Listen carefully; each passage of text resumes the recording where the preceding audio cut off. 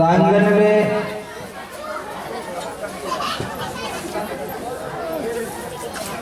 संत समाज, ग्रामीण समाज, भक्त समाज द्वारा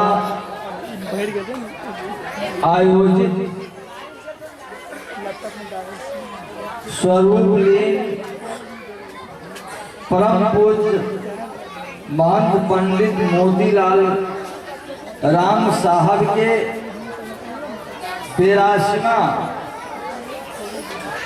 जन्मोत्सव समारोह पर आयोजित सत्संग समारोह के कर रहे अध्यक्षता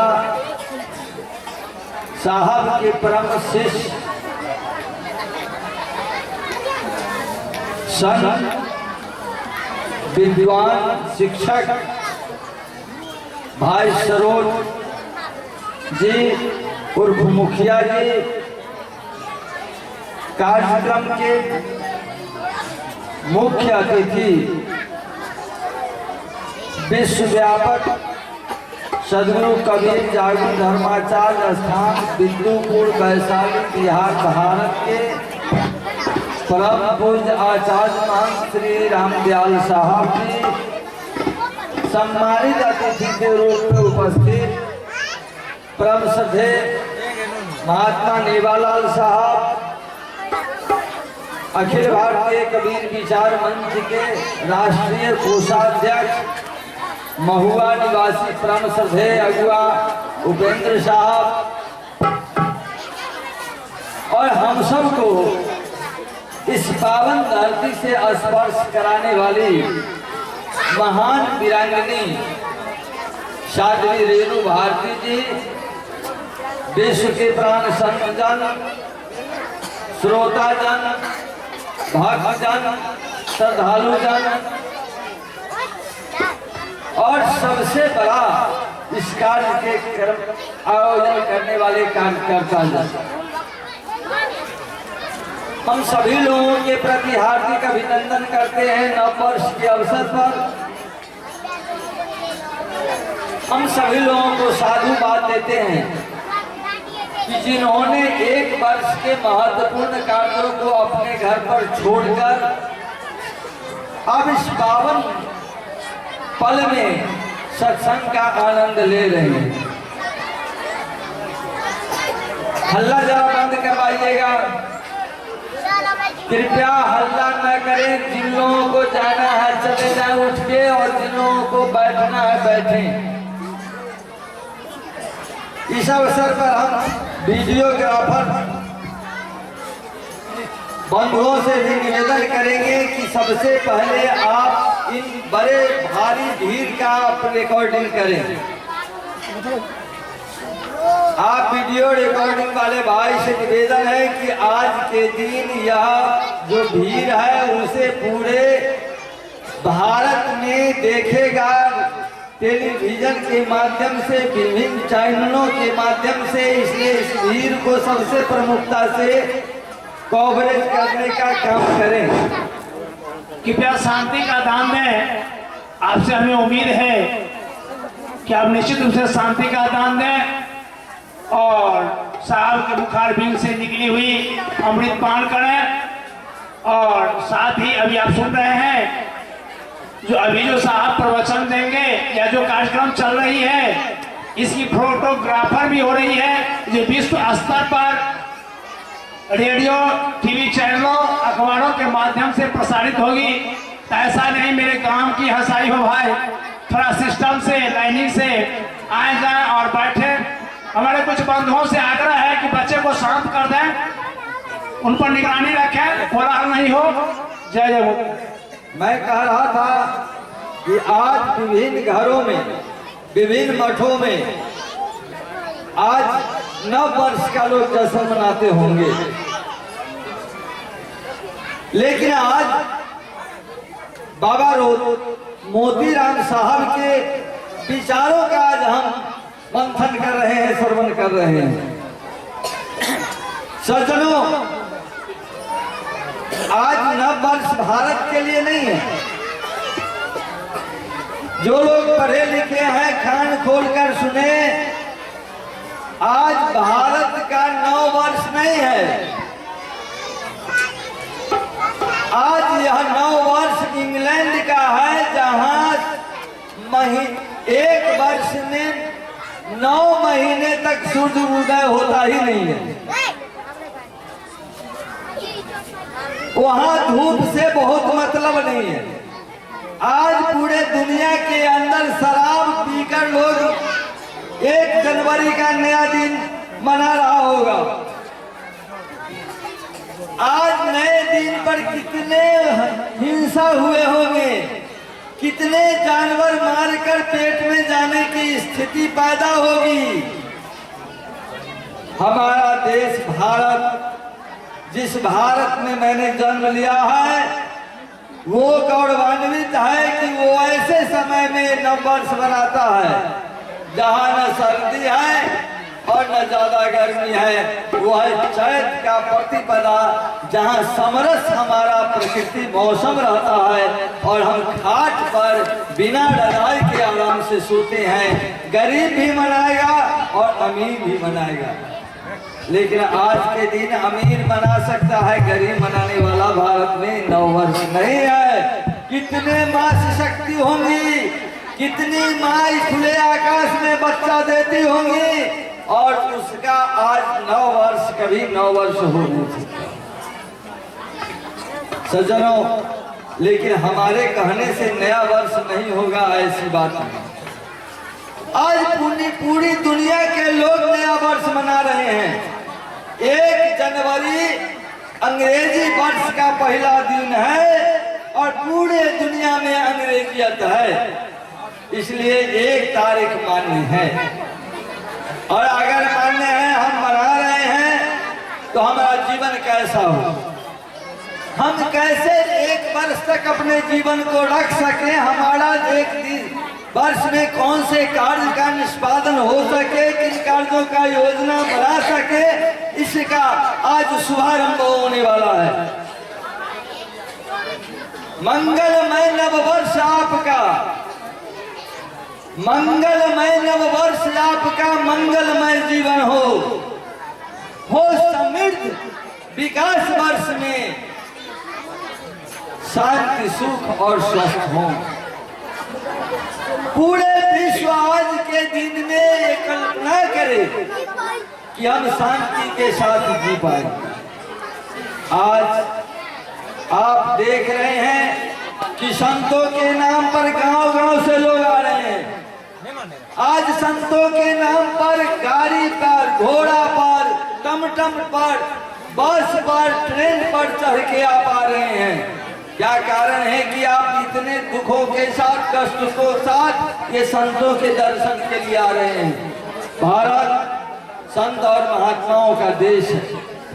भारत में संत महात्माओं की एक लंबी कतार है,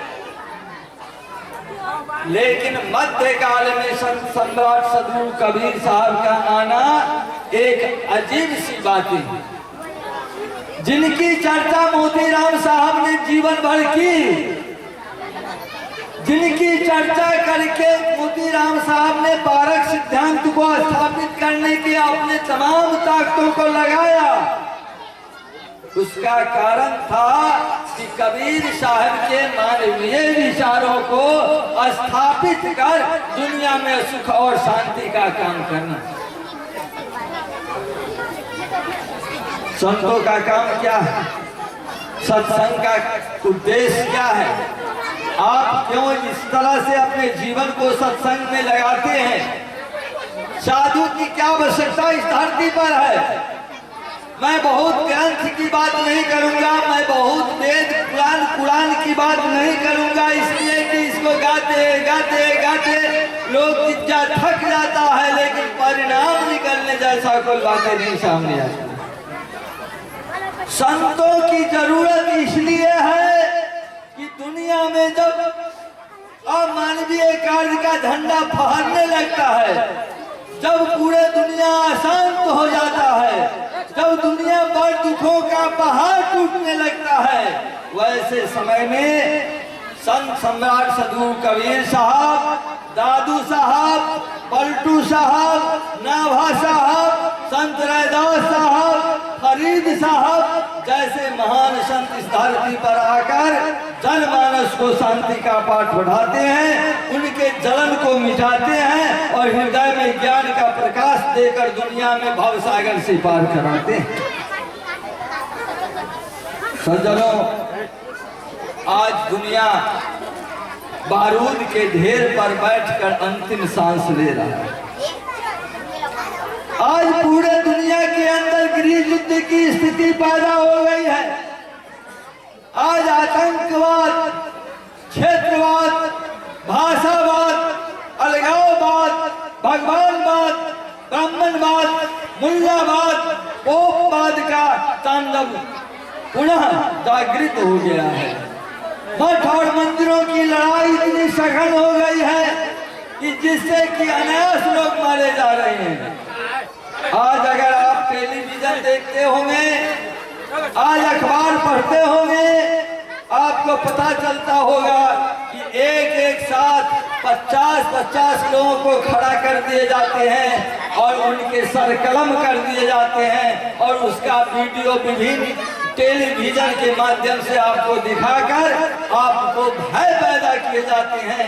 इन तरह के समाजों को, दुर्गुणों को दूर करने के लिए ही इस धरती पर संत समाज का आना होता है, मोतीलाल साहब जैसे लोगों का आना होता है और तब वो आके अपने मंत्र को फैलाकर दुनिया में एकता और अपनत्व का भाव प्रदर्शित करते हैं। इसी क्रम में एक छोटा सा कहानी मैं आपको कहता हूँ अपने वाणी को विराम देने से पहले, इसलिए कि जो यहाँ हमको बुलाई है साध्वी रेणु भारती जी, रेणु भारती जी का बहुत ज्यादा परिचय हमारे 2-3 साल की अवधि में हुआ है। रेणु जी पहले सोनपुर के मंच पर मिले थे और इन्होंने बता दिया था, मोबाइल दिया था, दोनों खो गया। साल वर्ष तक रेणु जी से हमारा संपर्क नहीं हुआ, लेकिन जब संपर्क हुआ तो मुझे लगा कि एक हीरा मिल गया है और इसका तराशा जाना जरूरी है। आज के दिन में मैंने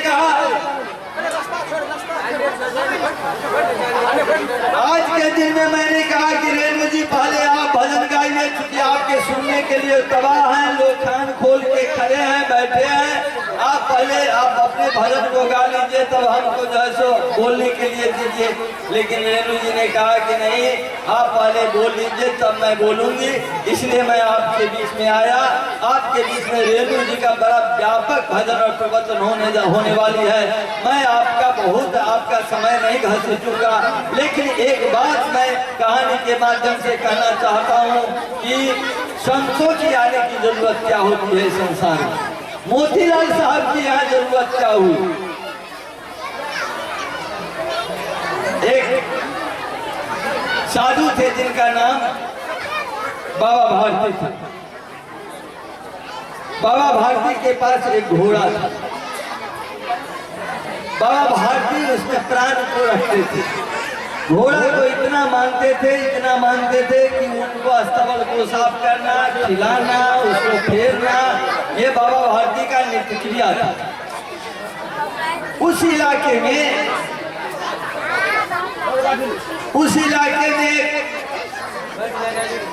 बड़ा डकैत था, उसका नाम था खड़ग सिंह।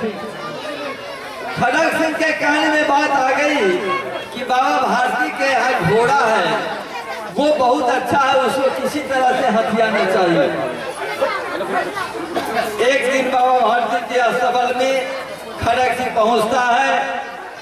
खड़ग सिंह को बाबा भारती घोड़ा दिखाते हैं और आप जान लीजिए कि आपके पास भैंसी है, गाय है, बैल है, बकरी है, तो जब बेचने का समय आता है तो बड़ा बड़ाई करते हैं और जब बिक जाता है तो उसका बड़ा दुष्बड़ाई भी करते हैं। बड़ा बाबा भारती घोड़ा का बड़ा बड़ाई करने लगे।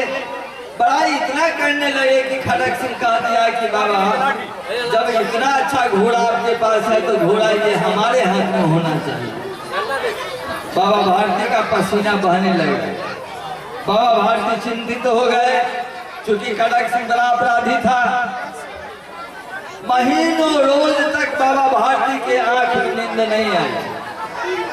केवल उनके सुरक्षा में वो रात दिन जगते रहे, जगते रहे, जगते रहे। 1-2 महीना जब खड़ग सिंह कोई चर्चा नहीं किया, अरे बैठाने के चक्कर में बहुत आसान मत कर दीजिए, बहुत इंपॉर्टेंट कहानी है, सुनना जरूरी है। बाबा भारती 1-2 महीना जब बीत गया तो बाबा भारती निश्चिंत हो जाएगा, क्योंकि संतों का हृदय तो कोमल है, दयालु है, बिल्कुल ही निश्चल है, पवित्र है। उसके हृदय में तो कहीं नाम का छाई भी नहीं, लोभ मोह तृष्णा अहंकार का है। लगा बाबा भारती के जो खड़ग सिंह ऐसे ही बोल के चला गया। लेकिन जब एक दिन खड़ग सिंह शाम का वक्त था, एक सड़क के किनारे कंबल ओढ़ के बैठ जाता है। बाबा भारती घोड़ा फेरने के लिए निकलते हैं, कराहने लगता है, तड़पने लगता है, परेशान हो जाता है। संत सरल चित्त जगत हित, संत का चित्त सरल है और ये जगत के हित के लिए है। बाबा घोड़ा रोक देते हैं, बाबा घोड़ा रोक देते हैं, पूछते हैं कि वत्स क्या बात है। कहा कि बड़ी तबीयत खराब है हमारी, यहाँ से 3 किलोमीटर की दूरी पर हमारा घर है, वहाँ बड़े अच्छे अच्छे लोगों का, मुखिया जी जैसे लोगों का नाम बताया, कहा कि वहाँ हमको पहुँचा दीजिए। बाबा भारती ने उसको सहारा देके घोड़ा पर बैठाया और जैसे ही घोड़ा पर बैठाया बाबा भारती खड़ग सिंह को बैठ गया और कहा कि बाबा मैं रोगी व्याधि नहीं हूँ, मैं खड़ग सिंह डकैत हूँ और लगाम अब मेरे हाथ में है। 1-2 महीना बाबा जिस चिंता से ग्रसित रहे, बाबा परेशान रहे, बाबा उदास रहे, उस क्षण बाबा के कोई उदासी नहीं देखी गई। बाबा बिल्कुल निर्भीकता के साथ खड़ग सिंह को यही कहा, बस कहना किसी से मत। क्या कहा? बस कहना किसी से मत। अब कब ये बात खड़ग सिंह जैसे भारी कुख्यात अपराध करने को ये माथा में जब गया तो गोली से ज्यादा विस्फोट हो गया। निरंतर सोचने लगा कि 2 रुपया जब किसी का चोरी होती है, छिपकी होती है, डकैती होती है, भूल जाती है तो कहता है कि 2000 हो गया। लेकिन बाबा भारती ने क्या कहा, जिसमें प्राण बसता था उसके लिए कहा कि बस किसी से कहना मत। 1 सप्ताह तक अस्तबल में खड़ग सिंह घोड़ा रखा और 1 सप्ताह तक सोया नहीं खड़ग सिंह। 2 महीने तक बाबा नहीं सोए। जब से घोड़ा चला गया तब से बाबा सोने लगे और जागने लगा खड़ग सिंह। 1 सप्ताह के बाद पुनः घोड़ा लेके बाबा भारती के अस्तबल में बांध दिया। यही संत करते हैं चित्त परिवर्तन, यही कहते हैं हृदय का परिवर्तन, यही कहते हैं मानव मस्तिष्क को शुद्धता का प्रमाण। आज संतों की जरूरत है पारख करने की। पारख क्या है? पारख है परखना। हमें जीवन में परखने की जरूरत है। मानुष जन्म अनूप है, मिले न दूजी बार, पक्का फल ज्यों गिर गया तो बहुरी न लागी डार। मानुष में गुण ही बड़ा, मांस न आवे काम, हार न अवरण हो तुम्हें त्वचा न वाजनवान। हमें जीवन मिला है, सुंदर जीवन मिला है, जिसको हम संभालते रहते हैं। चाहे हम मर्द हैं तो पाग बांधते हैं, हम बहुत अच्छा लगने के लिए मोछ रखते हैं, हम शेविंग कराते हैं और महिलाएं मुंह अच्छा रखने के लिए फेयर एंड लवली लगाती हैं। लेकिन सब गायब हो जाता है कब? राम राम सत्य है, सबके यही गत है। कोई सुंदर से सुंदर पत्नी को न तो पति रखता है और न सुंदर से सुंदर पति को पत्नी रख पाती है, न माँ बेटे को रखता है, न बेटे माँ को रखती है, न समाज में कोई किसी का रखता है न रहता। तो ये जीवन जो मिला वो अब केवल 60, 70, 80 वर्षों का जीवन है। पहले 125, 150 वर्ष लोग जीते थे, लेकिन आज रासायनिक खेत में खाद पटाते पटाते पटाते इतना खराब हो गया खेत कि आपको करोड़ों बीमारियां पर चढ़ी हुई है। कबीर साहब ने कहा कि बहुबंधन से बांधिया एक बेचारा जीव, केवल छूटे अपना छुआया छुड़ावे पीप। ये करोड़ों बंधन से बंधने वाले हम जीव, केवल ताकत है तो हम छोड़े, और नहीं तो सदगुरु छुड़ाते हैं, संत समाज छुड़ाते हैं। तो चलते चलते नव वर्ष के अवसर पर आप तमाम लोगों से निवेदन करना चाहता हूँ कि जो लोग खैनी खाते हैं, जो लोग बीड़ी पीते हैं, जो सिगरेट पीते हैं, जो शराब पीते हैं, जो अंडा मांस मछली खाते हैं, जो पान में जर्दा खाते हैं, आज से संकल्प लें 1 तारीख से कि ऐसे चीजों को जीवन में हम अलग करके दुख में सुख का अनुभव करें, संसार को सुख बनाने में मदद करें, गरीबों की सेवा करें, अपाहिजों को सहायता करें। ये हमारा मूल उद्देश्य होना चाहिए। और इसी में कबीर साहब का विचारों का विशेष महत्व रहेगा, मोतीलाल साहब का विचारों का विशेष महत्व रहेगा। लेकिन हमें निश्चित रूप से खेलना है तो खेल खिलाड़ी, पक्का हो के खेल, कच्चा सरसों पेड़ के हरी हुआ नहीं तेल। पुनः मैं इन इलाके के तमाम लोगों को बार बार साधुवाद देता हूँ, उनके प्रति कृतज्ञता व्यक्त करता हूँ। और एक और बात कहता हूँ कि मोतीलाल साहब चले गए, लेकिन कुछ झंझट यहाँ रह गया।